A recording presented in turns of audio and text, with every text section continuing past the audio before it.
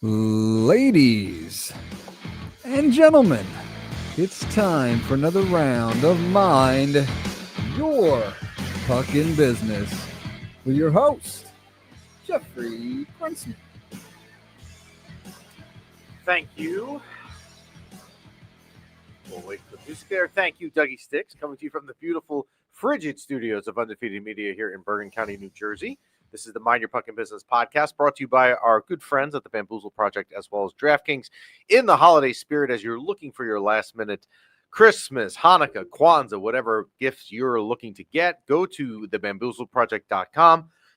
Check out a wide assortment of MYPB gear and use magical 4 letters MYPB at checkout. Save 20% on your entire order. I will tell you firsthand that I know that people ordered stuff this week. They told me it shipped within 2 days. So being that it is December 10th when we are taping this episode, and you've got time. Like, you don't have to worry about paying expedited shipping or anything like that. Just type the normal stuff. Use your promo code. You even save 20% off, and it gets there before Santa. So what could be better than that? This is episode 213, Doscientos Trece on the Spanish dial. So if you're joining us with the Spanish features available to you today or whenever you're listening to this episode, we welcome you. You can listen to the show live this morning on December 10th, as I mentioned, when we're taping it on YouTube. You can also stream it at your convenience on Spotify, as well as Apple Podcasts. So if you want to get your MYPB fix, you have no excuse, because we give you multiple platforms at any time of the day or week. You can get your MYPB fix. Everywhere. And being that this is episode 213, you've got plenty of archives that you can go through. Yes, you could. So last week when we were on Wednesday morning, just as a reminder where we were in time, we were the morning after the Dallas overtime game in which Gavrikov scored the overtime winner. Yeah. And shows like that are fun to do, because when the Rangers play on Tuesday nights, being that we always tape on Wednesdays, it's always a little risky in the sense that, like, the mood for your show where you haven't been on in a week is going to kind of be set by what happened the night before. True. So last week when we were on, a lot of good mojo, good vibes in the air, if you want to get like trendy and use some words that the younger generation would use. It was some good feelings. And the Rangers then went on to Ottawa a day later. Ottawa is better than people think. I saw in the beginning of the season, and I don't put a lot of stock in it, but if you look at beginning, and I do this for all 4 major sports, by the way, so I'm guilty of doing this, even though I'm going to say that it's not the most accurate thing, but I do this. I always Google before, like, an NFL season starts, an NHL, NBA, or baseball even, and I like to see what experts predict is going to happen, like who's going to win this division, who's going to get to the finals, who's going to win the championship. And 99 out of 100 times they're wrong, right? Getting it all right, it's hard to do. But a lot of the experts in the beginning of the NHL season said, look, Ottawa's making the playoffs this year. They're a good team. Obviously, Ranger fans know the name Tkachuk well, Brady Tkachuk, because he seems to be mentioned for whatever reason in trade rumors with the Rangers all the time. So that game starts. JT Miller has a really, really good first period. He has 2 assists in the first period. The assist I would illustrate in terms of a really good heads-up hockey play.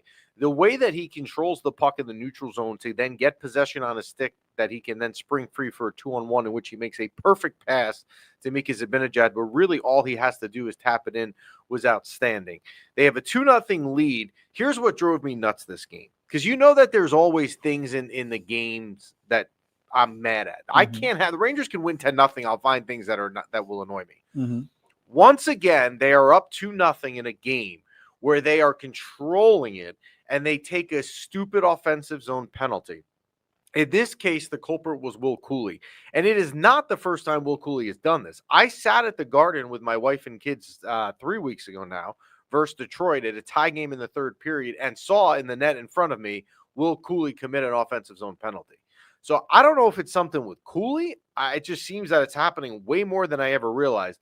But you can't keep putting a team that you have control over back into a game by taking a penalty that's not necessary. You want to tell me that you're hooking a guy down that has a 2-on-1 on the other team? I can live with that. But taking an offensive zone penalty that Cooley does there, you can't do. And, of course, they paid for it because Ottawa scored on the power play to make it 2-1. Will Borgen scores a beautiful wrist shot snipe goal to make it 3-1, and the Rangers hold on and win 4-2. Igor Shesterkin that night did have a bunch of high-quality saves. You'll remember Tim Stutzel had a breakaway in that game that he stopped. Kachuk also had in the second period a 2-on-1. I have no idea. I mean, I'm not a goalie, and I'm obviously not an athlete either. But I have no idea how Igor can react so quickly on the Kachuk 2-on-1 to get his right pad out. Like, it's almost like he's just guessing it's going to go there. There's no way that in the split nanosecond from when the puck was off his stick to where his pad ended up, he saw it and reacted. It's almost impossible. Another thing to illustrate that game, Artemi Panarin, who scores the empty net goal, gets his 900th career points. 900th career point. I don't know why I said that plural. I'm not sure. His 900th career point. So congratulations to him. That is quite an accomplishment. It is an accomplishment whether you love Panarin or hate him, and there are plenty of people in our chat. I don't know if they're here today. I haven't looked, but there are plenty of people who don't like him. But one thing I can promise you that you cannot disagree with me about Artemi Panarin on this.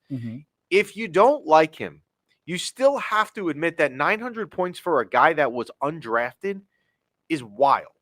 I mean, this guy was undrafted.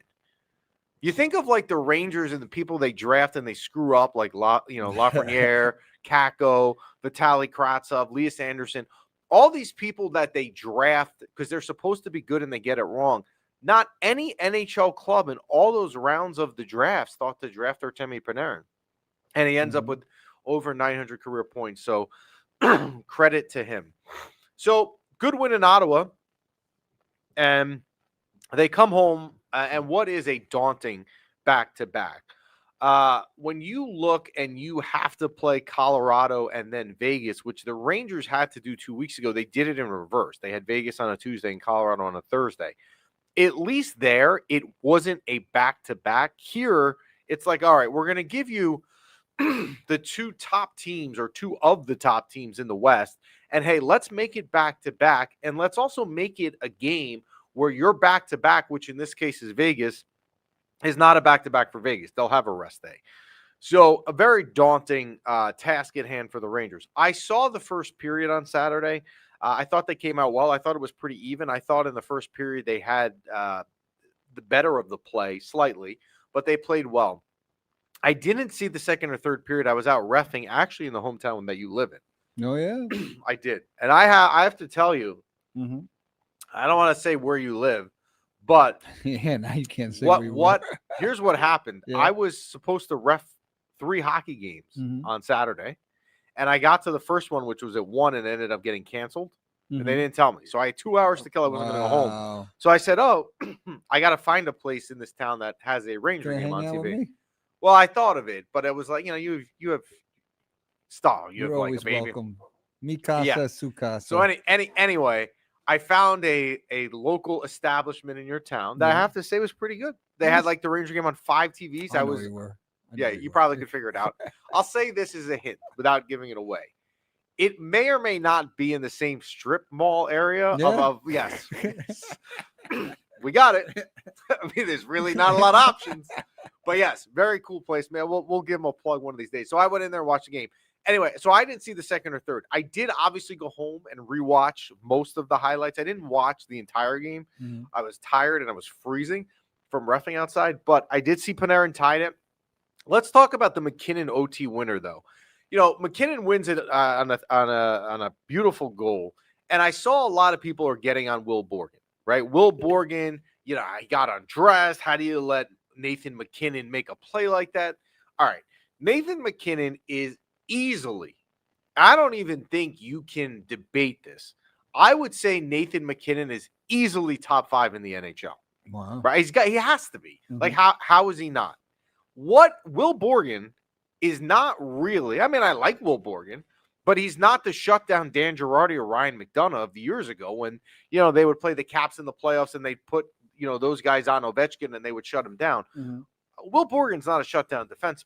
What do you think is going to happen when he has a play where he has to try and control one of the top 5 players in a game? There's a high likelihood that what happened is going to happen. Colorado came into that game 13-2. I'm not going to get upset if you get a point out of that game. I'm not. You had to battle back. It's the second game in a row that week at home. because Cooley tied it with, at the end there versus Dallas to get it to overtime. Panarin tied it there versus Colorado. You take it. You're annoyed that you don't get 2 points, but you take it, right? I mean, you also have to fight back versus a team that's 13-2. I can live with it. I can hear it. So I see breaking news across our thing that Adam Edstrom to the LTIR. We'll carry that. We'll see about that. We'll get to that in a little bit. I'm not really sure that's a big deal, but we'll deal with that. What is a big deal? Ed Maturko is in our chat today, the great Ed Maturko, and he is also a hockey referee. So he is going to hopefully be here for this discussion of the Vegas game. All right, Vegas on a back-to-back. Again, I illustrate that they are coming off of playing a top team the day before and playing extra hockey because it went to overtime. Jonathan Quick returns from the LTIR, where it sounds like Adam Edstrom just got a ticket to this morning. And Quick returns in goal. Watching the first period, I think that first period of hockey on Sunday night, I think was the worst period I may have ever seen them play. It really was. Mm-hmm. I think that it was like it. Sometimes when they play bad periods, and let's just say sometimes, this happens a lot. Mm-hmm. They play bad for a period or they play bad for a game. There's positive things I can say or find. There's nothing I could find in the first period.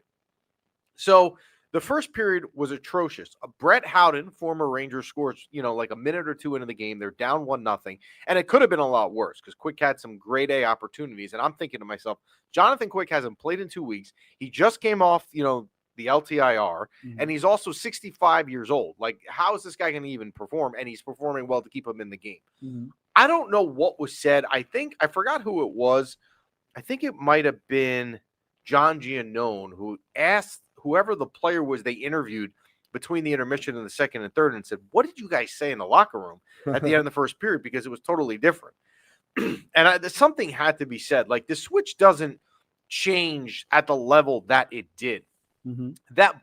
Because, again, the first period was as bad of a period you could get. What did they have? 1 or 2 shots? I think. And if they had more than one shot, they had one shot going into the last minute of the period.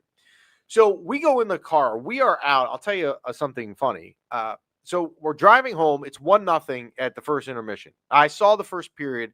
We're driving home from where we were, and I was going to miss maybe the first 2 or 3 minutes of the second period. But being how bad they played in the first period, I didn't care. Like, I wasn't, if the light was turning yellow, I wasn't going through it. I wasn't racing home because I saw how bad the game was going. I didn't care. Mm-hmm. And we're about maybe 40 seconds from our house. Yeah. And I'm listening to the game on 880 on the radio. And they say something, and again, I didn't see the play, but they're like illustrating that Lafreniere had a play that he missed. And I just said to my wife, who's sitting next to me, I'm done. Like, I just can't with Lafreniere. Like, it's just every game. And she says to me, you know what's going to happen? He's going to score now because you just said that. Mm-hmm. Okay, whatever. So Mika gets him on the board. It's 1-1. And then Lafreniere scores. Look, I'm going to get on Lafreniere when he's bad. I have no problem doing that at all. But I'm also going to give him credit when he does things right.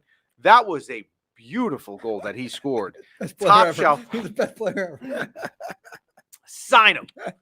That was an outstanding goal by Lafreniere to make it 2-1. The third period, I had said to someone, and I don't remember who it was, I apologize, I was DMing with at the end of the period, and it was like, look, you had a horrible first period. You had an exceptional second period.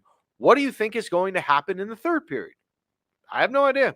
I literally said, my guess is as good as yours. It is, I would say Vegas, I mean, it was definitely the most even period of that game. But for Vegas, they're down 2-1. There's 3 minutes left. And the MSG, and I like MSG compared to other broadcasts that you can see from time to time. Mm-hmm. I like MSG, but MSG screws something up here. The play stops, and all you see is Mike Sullivan screaming. I mean, like, berating the refs. And Mike Sullivan, who's a coach that, we don't know well until he's here. Like, he's a good coach. This guy gets on refs all the time.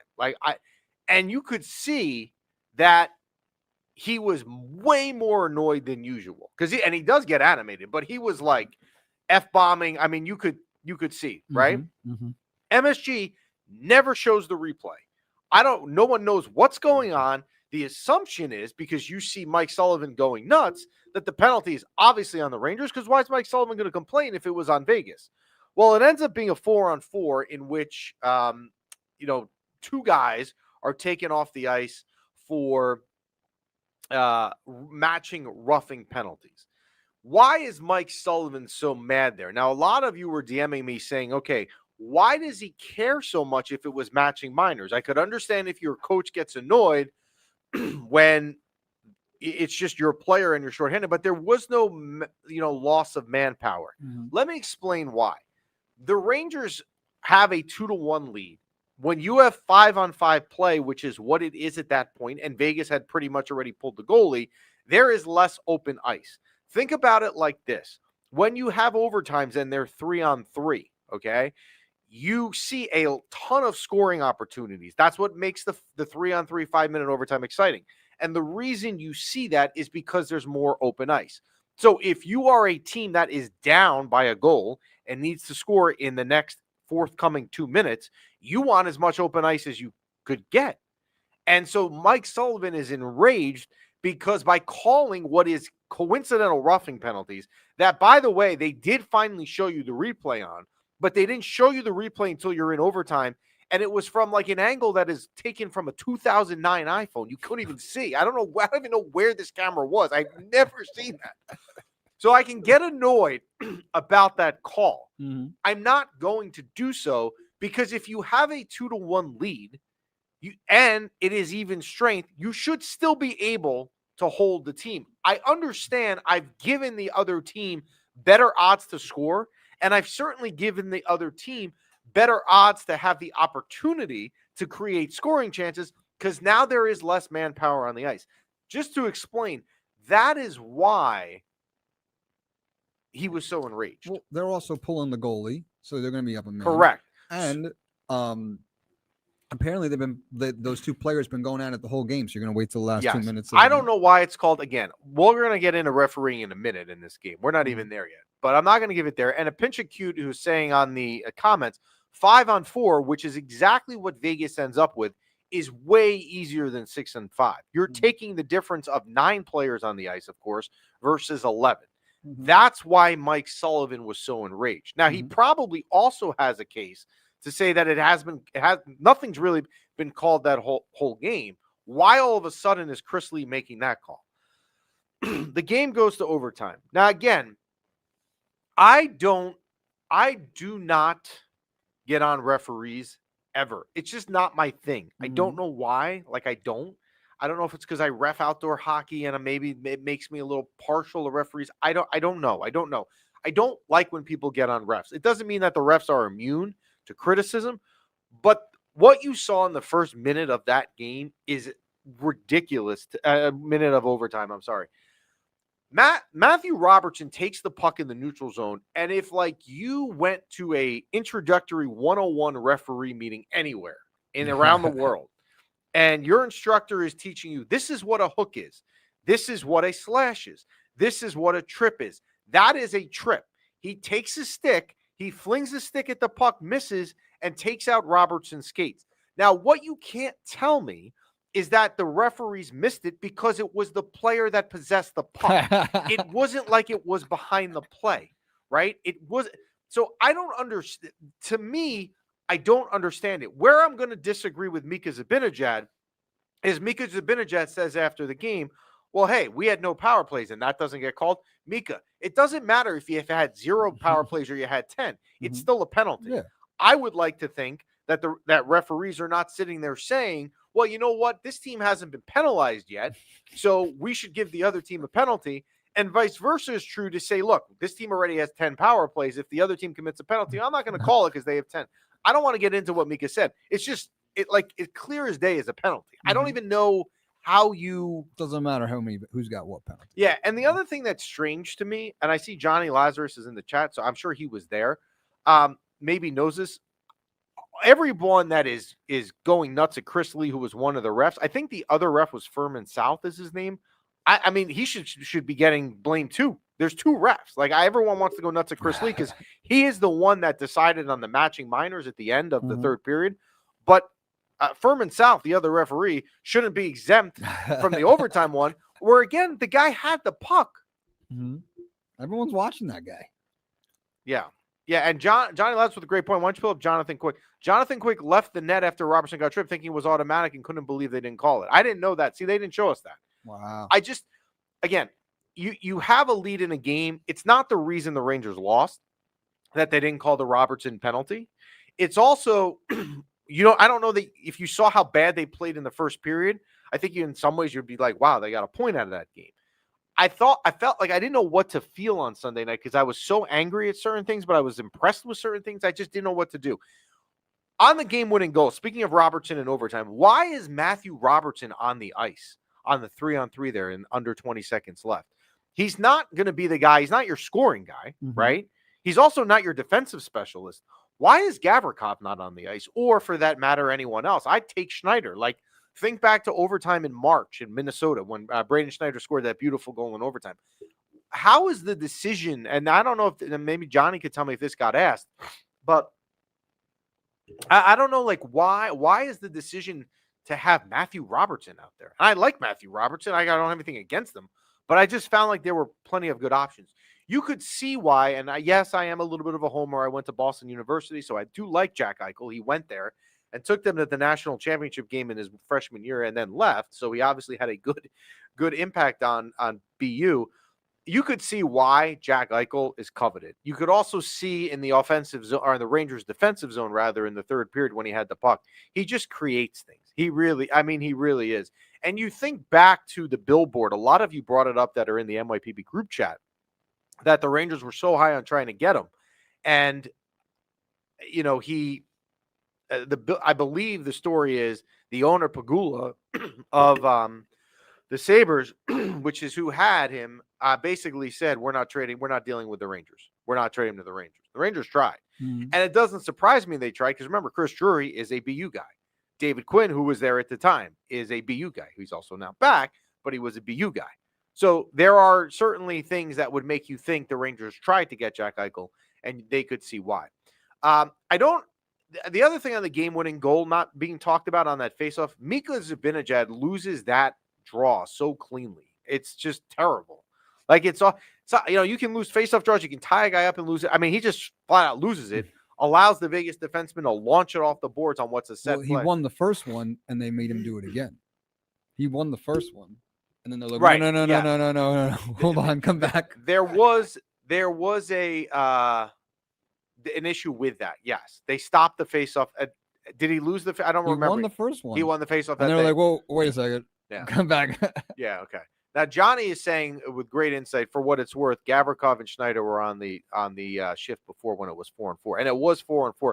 That was the other thing. A lot of you guys were DMing me during the game. Why is it 4-4, 4-4? Well, because those matching minors was, I believe, at 1:58 of the third period, so you had 2 seconds, and there was no stoppage of play.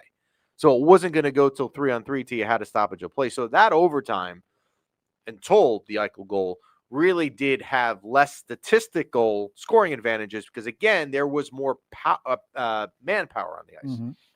Jonathan Quick, another very good performance. First game back from IR against the top team. I blame myself for this, obviously. My kids, when we've gone to games this year, I think they've seen Quick every game. Like, they haven't seen Igor. Well, my son did when we went to the Tampa game last week, which was terrible. But and they get annoyed because they want to see Igor, and I always make how good Igor is. So I think, like, in the back of my head, because I act like that sometimes, I'm like, oh, it's Quick tonight. But, I mean, Jonathan Quick has been proving me wrong. I don't know how long this is going to continue. But Jonathan Quick is playing. And if you look at some of his saves, like, his form is so, like, non-standard sometimes. He almost reminds me of, like, Mike Richter, like, the way he, like, flops around, like he's just moving all over the place. And I'm going to give him the ultimate compliment here. It reminds me of a guy, Dominic Hasek, just who was like sliding and throwing his legs out in the air. Like he's just all over the place. But Jonathan Quick has been outstanding. I mean, and Coffee Sports Collectible telling me to keep doubting him. because it's working. It certainly has. And I want to mention Coffee Sports Collectibles. We mentioned it last week. We're going to do something after the new year. They were nice enough to send me an Adam Fox signed jersey, as well as some other things. So we're gonna do a giveaway. It is on my list. I don't know we're gonna get it in December, but it is on the new year. It will happen, and we'll do something with them. So the other thing that happened the other night, I'm gonna try and keep my calm here because are you gonna panic? No, I'm not.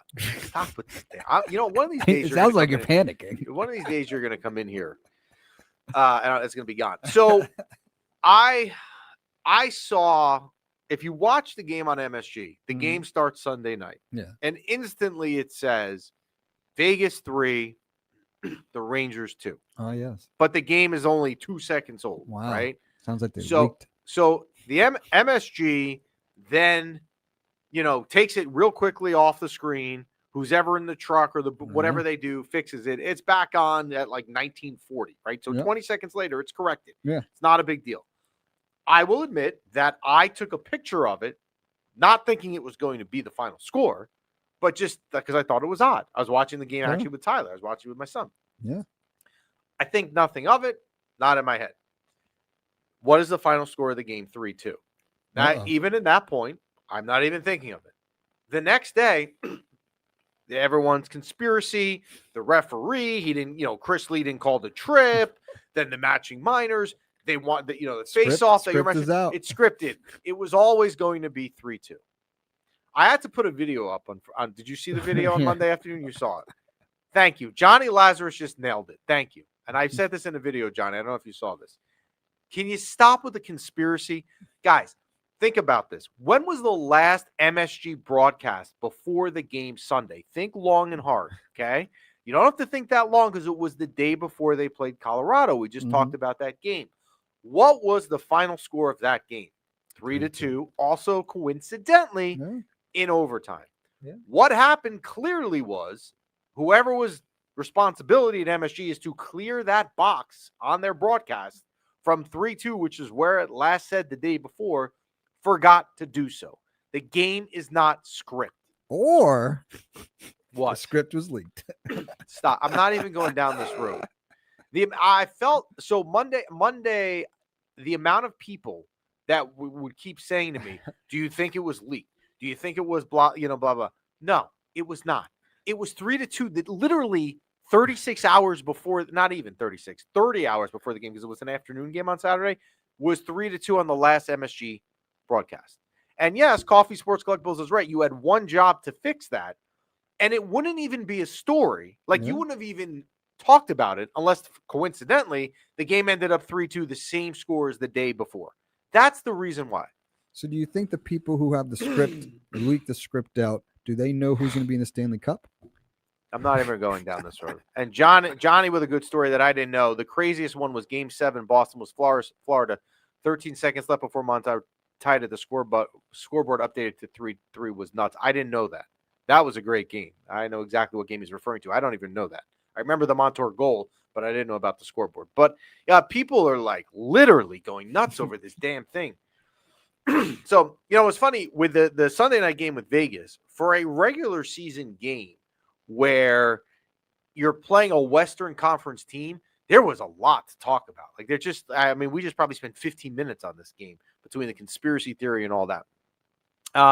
Adam Fox, it should be noted, not with the team. Again, he's on LTIR. The team is now 1-1-2 without him against 4 very good teams. Because remember, he's been out for games versus Dallas, Ottawa, Colorado, and Vegas. Johnny, if you're still here, if you want to put in the chat your thoughts on Ottawa, I think people underestimate how good of a win that is. Ottawa is a pretty good team. A lot of people have had them in the playoffs or predicting them to make the playoffs, especially in the preseason stuff. So Fox, again, they're able to recoup and find a way. A lot of people have looked at this as Scott Morrow having the opportunity here with Fox to step up and show some things. I think he's been good. I actually really do. I think Adam Fox has been pretty darn good. And Adam Fox will be reevaluated. The plan is over the holidays, as Emma is saying, right on cue. Like she should just come in and co-host. Like right on. Look at that. Right as I said it, she was same brain. All right. I put up a poll yesterday, and I'm not surprised at the results, but I'm gonna say one thing about it. We put up a very simple poll. Mhm. The 2025-2026 New York Rangers are A, a good hockey team, Yeah. B, a mid hockey team, Wow. or C, a bad hockey team. 6, 7. I'm not even. You're on fire today. that's Yeah. good. Thank All you. right. So my answer is, so I would say, I'm going to tell you what the poll is at, as it's now 20 hours and there's like 3,000 votes. So I have a pretty good feeling There's we have 3 hours left in the poll. in the poll. Yeah. But Wow. there's 3,000 votes. So I feel like, if it fluctuates in the next 3 hours, it's not going to fluctuate much, a lot.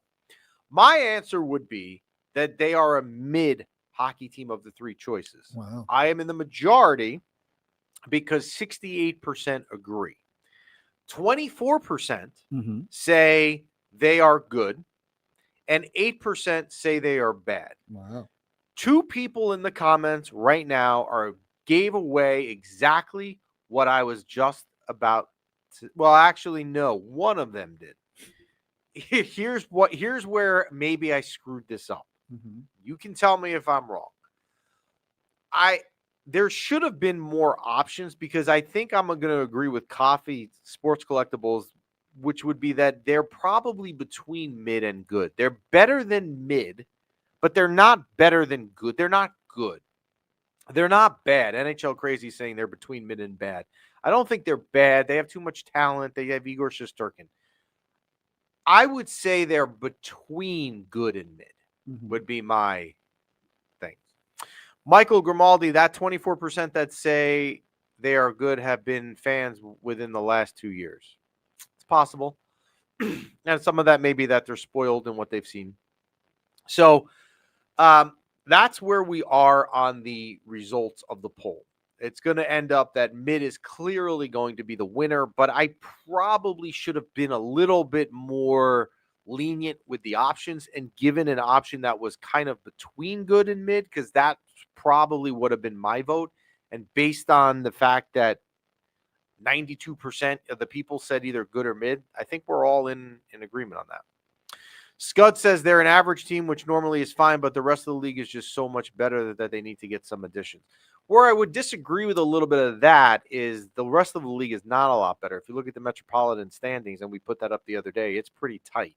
No one to this date has been able to really kind of get a handle on running away with the division at all, or even get any kind of a hold on it. So the Rangers are in Chicago tonight. By the way, Johnny Lazarus also said this the other day, and I did see it is true tonight, is if you liked that original 6 game a couple weeks ago versus Detroit, where the jerseys were kind of good, both dark jerseys, you are supposed to be getting that tonight in the original 6 game for Chicago. So that will be visually good to see. And then they come home for 3 games. They're home Saturday night versus Montreal, home versus Anaheim, and home versus Vancouver. The Montreal game, when the schedule came out back in July, I thought would be an enormously hot ticket, and it looks like it is. An original 6 matchup on a Saturday night at MSG in December, holiday time in New York City. That is a very good ticket to have. Speaking of good tickets to have, Monday night they play Anaheim, and Anaheim would normally come in here as they do once a year. Matter of fact, I was at the Anaheim game last year.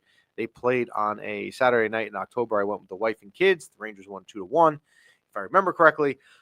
But the Anaheim game this year is going to be circled for a lot of people, and that is because of the return of 2 people, Chris Kreider and Jacob Trouba. Both obviously left on terms where Chris Drury had them leave. I would expect that the fans would, they will be enormously receptive to Chris Kreider. I would think with Jacob Trouba, I won't be there Monday night, but I would think if I was there, I don't have any reason to boo Jacob True. You could be booing him by Trouba, right? I don't have negativity towards Jacob Trouba. I really don't. Chris Kreider for me, and I know I'm going to take heat for this because I got killed for saying this last year, but I'll say it again. I've never been a huge Chris Kreider guy. It doesn't mean I dislike him. It doesn't mean that he hasn't done a lot here, but he's just never been someone that I would run out and get his jersey. Chris Kreider, when he was here, particularly the last few years, it was just so inconsistent that he drove me nuts. But for the fans that love Chris Kreider, and there's plenty of reasons you can. You certainly have your reasons. it will be an opportunity for them to kind of show their respect. So that's a good ticket Monday night. Tuesday night, it is very strange, and this has happened now twice in a week and a half, that they have back-to-back home games. One day, then the next day. Obviously, this weekend they had Colorado and Vegas back-to-back. They have Anaheim and Vancouver. Vancouver on Tuesday. Vancouver, by the way, and I watched the highlights of their game Monday night versus Detroit, is atrocious. Vancouver is terrible. Mm-hmm. If they don't beat Vancouver at home on Tuesday night, you're not a good. You don't even. We don't need a poll. We don't need a poll because I'm taking away the good option. I don't care if it's back to back. So tonight in Chicago, and then 3 home games: Montreal Saturday night at the Garden, Anaheim Monday night for the Kreider and Trouba return, and then the next night Vancouver at home. Oh, wait. All right. NFL. Before we get to the picks, I hope Ed Maturko is still here because he's a Jet season ticket holder if he's in the comment section. Did you see the Jets were home this weekend and they played the Dolphins? Did you see any? You didn't go, I'm assuming, right? You would have told me, or I would have seen something on social media of you there, knowing you. Did you see footage of like the crowd or the lack thereof? The lack thereof. So Sunday, if you were in. And Ed Maturko is here. And Ed is a season ticket holder. So he can attest to this. I don't know if he was there. It was like a dark kind of, it was a dreary, overcast Sunday, right? You're playing Miami, who stinks also, but they're better than the Jets. There were viewpoints that people had of the upper deck at MetLife. And even there were like parts of the 100 level too. Like, I'm going to use a strong word, and that word is not an exaggeration because that's what it was. It was a ghost town. There was no one there. Wow. If you're sitting there as Woody Johnson, the owner, at what point, like, because you make money on selling tickets, right? They try and sell me. The Jets contact me every single summer to buy season tickets, and they're on me. And then they back off by week 2 when they're 0-2 because they know they can't sell them. But at what point do you have to say to yourself, you know what? Like, we have a legitimate problem here. There is no one here. And it was so bad. And we know I love Frank the Tank. He's been on our show, and he is a Dolphin fan, and he was there the other day. That Frank is showing you footage of like a section where it's all Miami Dolphin fans. There's not even a lot of Dolphin fans, but that's all that's there. There's nobody there. I mean, it's the end of the year. We're not playing for anything. I don't blame people for not wanting to be out in the cold. To watch what? If I don't know off the top of my head, but I'm going to look. The Jets going forward, what home games do they have? The Patriots are here the 28th. So that might sell because it's the Patriots. And that's it. Actually, the Jets only have one home game left. But that game, like if you were a Patriot fan, you could, I mean, there's 20, you could get in for $26. Really? Yeah. Wait. Yeah, that's going to be Patriot No, fans. hold on. No. I'm wrong on that. That's more. December It's about 28th. 60. That the 26th thing is like a access to go on the field for a picture after the game. So that means the Giants must have a lot of home games left. So let's look at it this way with how bad it is. They're about even. The Giants have maybe 2. Because what I really want to see here is how cheap the tickets are. So So here next Sunday, the 21st, the Giants are home and it'll be freezing cold versus Minnesota, who also is bad. You can get in this Sunday. They're playing against the Commanders. What's the tickets for that? Let's find out. Next week you can get in for $46. You know, my son asked to go to these games, and I'm like, dude, it's cold and the team's terrible. But at some point, it's actually going to be cheap enough that I will have to do it. I'm not doing it next week, but at some point, you're going to have to. But yeah, anyway, for the Jets, that's rock bottom. All right, our picks last week. We had another winning week. We are turning on the late season success. Yes. $24 to $33, the lowest available ticket price for the Giants coming up. Oof. Yikes. Minnesota Vikings, $40. Cowboys is a $50. Yeah, well, that's the Cowboys. We'll travel. All right, week 14 last week, we had a winning week. We're trying to salvage the season after our bad start. We are now 5-7-2, so we're coming on. Can we do it? We had the Steelers +6 in Baltimore. They won the game outright. This was the game I said I thought was completely a joke, and I was right. the Vikings -1.5 versus Washington. They won by like 31. We had the Bears +6.5 at the Packers. We lost by half a point. That was very annoying. We had the Chiefs -3.5 at Texans. We lost on. And we had the Bengals +5.5 at Buffalo. We won by half a point there. So the half a point, we won once and lost once. So here are. So we are very close here. So let's not take any risky bets. We want to win. We got to get our money. Yeah, we're getting there. All right, here are our Week 15 picks for MYPB. I like the Bucks -4.5 at home tomorrow night on Thursday night versus Atlanta. The Bucks need the game way more. The Bucks are a better team. Find a way to win more than 4.5 versus Atlanta, who's not good. I'm picking this game because it's the best game of the week. The Bills are at the Pats. I'm taking the Bills -1.5 at the Pats. At some point, the Bills have to turn it on. If you are a Super Bowl caliber team, this is the week to do so. I'm taking the Bills -1.5 at the Pats. I was surprised, by the way, that they were favorites. I like the Chargers +4.5 at the Chiefs. The Chiefs have given me nothing to think that they should be giving that amount of points to a Chargers team that is decent. Give me the Chargers +4.5. I like the Broncos +2.5 at home against Green Bay. I'm also confused as to why they are getting points at home versus Green Bay because the Broncos have been good. I'm taking their +2.5. And I like the Lions +5.5 going across the country into the LA Rams +5.5. So to recap, the Week 15 picks for MYPB, I like the Bucks -4.5 at home versus Atlanta. The Bills -1.5 at the Patriots. The Chargers +4.5 at the Chiefs. The Broncos +2.5 at home versus the Packers. And the Lions +5.5 at the Rams. I don't like your Buffalo pick. New England's good, and it's only a point. Why don't you touch the Jets +12.5? I thought that I was surprised. I thought the Patriots would be favored, which is also stupid on me because I'm still picking the Bills -1.5. It is a little bit disrespectful to the Patriots. I'm sure that they are using that in some way, shape, or form as motivation, right? You're the better team. You've already won in Buffalo against them, and you're home now, and you're giving a point. You're getting points at home. I'd be annoyed if I was the Patriots. All right, the Rangers tonight, like I said, in Chicago, and then home for 3, Montreal, Anaheim, and Vancouver. We thank the Bamboozle Project for their sponsorship. Go check out thebamboozleproject.com. Promo code MYPB at checkout. We thank DraftKings as well. And we will talk to you next week.